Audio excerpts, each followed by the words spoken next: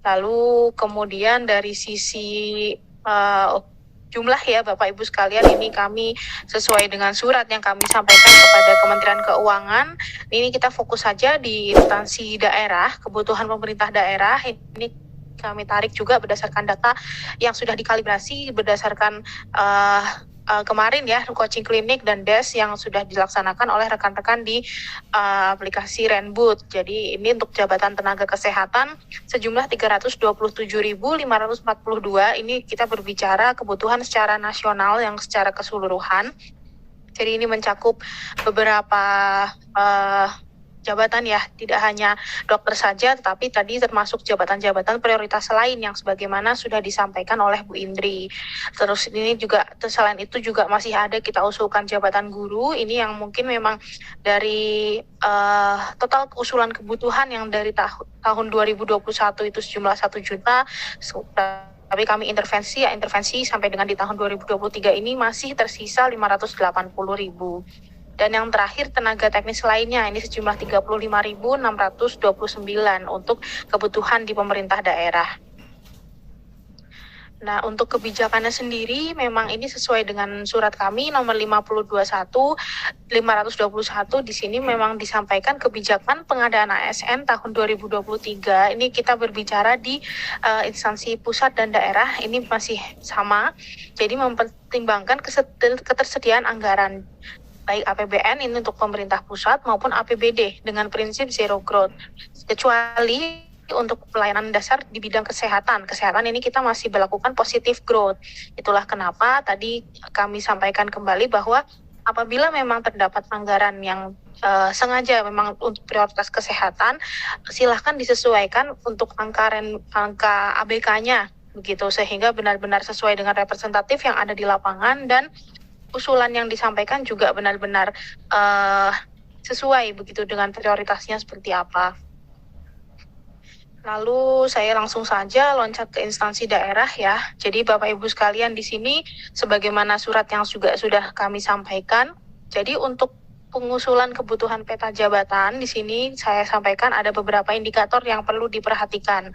Jadi dari BUP-nya, lalu kemudian dari kondisi geografis daerah seperti apa, ini mungkin nanti terkait dengan aksesibilitasnya, kemudian rasio jumlah penduduk dengan ASN-nya, dan yang paling penting di sini ketersediaan. Saya highlight kembali kemampuan anggarannya masing-masing instansi seperti apa.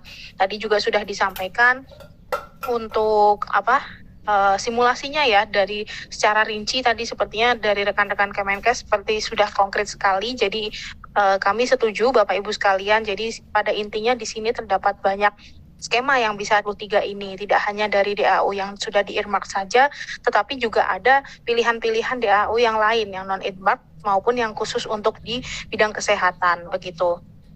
Lalu dari sisi pengusulan P3K ini saya pikir Bapak Ibu sekalian pun juga sudah bisa mengetahui ya, kalau di sini rekan-rekan BKD ya biasanya yang in charge dalam untuk pengusulan kebutuhan ini tetap sudah sedikit banyak familiar begitu, karena kita tetap mengacu pada Kemenpan tentang jenis jabatan yang dapat diisi oleh P3K. Ini untuk listnya nanti kami dapat sampaikan. Lalu kemudian dari syarat kualifikasi pendidikan, nanti untuk jabatan di bidang kesehatan kami mengacu seperti pada tahun lalu Bapak Ibu sekalian. Jadi Bapak Ibu sekalian cukup untuk memfokuskan diri saja mempersiapkan angka jumlah kebutuhannya. Terkait dengan kualifikasi pendidikan nanti akan dikeluarkan melalui surat edaran dari rekan-rekan di Ditjenakes juga. Ini kami beberapa kali juga sudah koordinasi ya dengan rekan-rekan di Ditbinwas maksud saya. Nanti untuk kualifikasi pendidikan akan kami berlakukan melalui surat edaran. Lalu kemudian yang paling penting di sini untuk kebutuhan tenaga kesehatan merujuk pada data Renboot. Jadi tadi juga sudah disampaikan oleh Bu Indri, saya pikir ini sudah sangat clear. Jadi apabila beberapa daerah rekan-rekan ini menyampaikan kepada kami bahwa kami memiliki kebutuhan yang sepertinya belum tercover dalam aplikasi Renboot. Nah, terkait dengan hal tersebut, tadi juga sudah disampaikan dalam paparan, penyesuaian itu kami kembalikan lagi mekanismenya. Tadi kalau misalnya perlu updating berita acara atau mungkin kemudian perlu updating ID Vaskes dan lain sebagainya, itu bisa diselesaikan tetapi sebelum tanggal 7. Jadi saya pikir Bapak Ibu sekalian di sini sudah bisa mulai mengatur strategi ya. Kalau sekiranya itu dua hal yang sekiranya visible untuk bisa dilakukan sebelum tanggal 7, silahkan untuk bisa berproses, tetapi mohon untuk jangan mepet ya, karena di sini prosesnya kan saya pikir juga akan memakan waktu, sehingga rekan-rekan Kemenkes pun tidak terlalu direpotkan terkait dengan hal tersebut. Itu yang mungkin menjadi wanti-wanti dari kami ya. Ini untuk persiapan ABK-nya Bapak Ibu sekalian. Nah, kemudian untuk persiapan terkait dengan kebutuhannya, kami go live e-formasi sesuai dengan pengumuman yang tertera dalam aplikasi e-formasi, itu sudah tercantum Bapak Ibu, kami mulai tanggal 10. Jadi proses pengusulan kebutuhan sampai dengan nanti proses submit dan masuk ke dalam aplikasi e-formasinya, kami masih menerima mulai tanggal 10 sampai tanggal 30 April.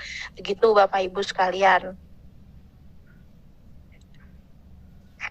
Dan ini saya pikir sudah menjadi mandatori, semacam kelengkapan dokumen yang saya pikir perlu dilengkapi dan dapat kami sampaikan bahwa ini sah untuk bisa diproses lebih lanjut dalam bentuk penetapan apabila ada 4 poin utama ini Bapak Ibu sekalian. Jadi untuk menjadi perhatian Bapak Ibu bahwasanya dokumen-dokumen ini merupakan dokumen yang perlu disubmit melalui aplikasi e-formasi. Jadi ada 2 perbedaan yang perlu dipertimbangkan. Jadi kalau untuk terkait dengan jumlahnya, nanti Bapak Ibu bisa memfokuskan kepada aplikasi Renboot, termasuk dari sisi ABK dan lain sebagainya. Sementara untuk proses yang nanti sudah diinput dalam aplikasi Renboot, secara otomatis akan apabila sudah diklik submit, nanti secara teknis mungkin akan disampaikan lebih lanjut, nanti akan masuk ke dalam sistem informasi, dan Bapak Ibu sekalian tinggal cukup melengkapi dokumen-dokumen yang sudah tertera sebagaimana di layar. Yang pertama, ada tautan peta jabatan, ini kami butuh untuk proses validasi di dalamnya ya Bapak Ibu sekalian. Lalu yang kedua ada dokumen surat usulan. Nah, dokumen surat usulan ini harus ditandatangani oleh PPK. Mengapa? Karena dalam hal ada perbedaan ya, karena biasanya perhitungan itu ada dualisme antara BKD dan Dinkes, atau mungkin antara BKD dengan Dinas Pendidikan. Nah, ini yang saya pikir perlu diminimalisir supaya tidak ada dualisme data, sehingga harus ditandatangani oleh PPK, tidak boleh yang lain begitu. Lalu kemudian yang ketiga, tentunya ini rincian usulan. Rincian usulan ini menggunakan hasil cetak e-formasi ya Bapak Ibu sekalian. Ini juga nanti perlu ditandatangani oleh PPK. Jadi kami tidak menerima rincian usulan yang tidak masuk ke aplikasi. Jadi di luar itu misalnya mau mengusulkan melalui surat atau melalui tatap muka secara langsung, itu kami tidak menerima Bapak Ibu. Jadi kami hanya menerima usulan yang proses melalui aplikasi saja, baik itu Renboot maupun melalui e-formasi. Yang paling penting ini yang nomor 4, SPTJM, itu ada surat kesanggupan pembayaran gaji, tunjangan, lalu kemudian karena tadi mungkin Bu Indri sudah menyinggung ya, apakah diperbolehkan untuk fellowship. Nah, ini termasuk anggaran untuk pengembangan kompetensinya, itu juga harus dimuat dalam SPTJM yang ditandatangani juga oleh PPK. Ini yang kami masih bukakan aksesnya, submit melalui aplikasi e-formasi sampai tanggal 30 April. Nah, ini terkait dengan panduan teknisnya lebih lanjut dalam aplikasi e-formasi, kami juga perlu sampaikan dalam forum ini Bapak Ibu sekalian bahwasanya kami masih dalam proses ya untuk proses pengusulannya. Jadi yang bisa diselesaikan oleh rekan-rekan sekarang di dalam aplikasi e-formasi ini untuk updating SOTK dan peta jabatan dulu saja. Jadi nanti untuk yang proses pengusulan kebutuhan kami sampaikan kembali nanti per tanggal 10, termasuk untuk panduan teknisnya kami informasikan kembali lebih lanjut melalui aplikasi. Mungkin itu dulu saja.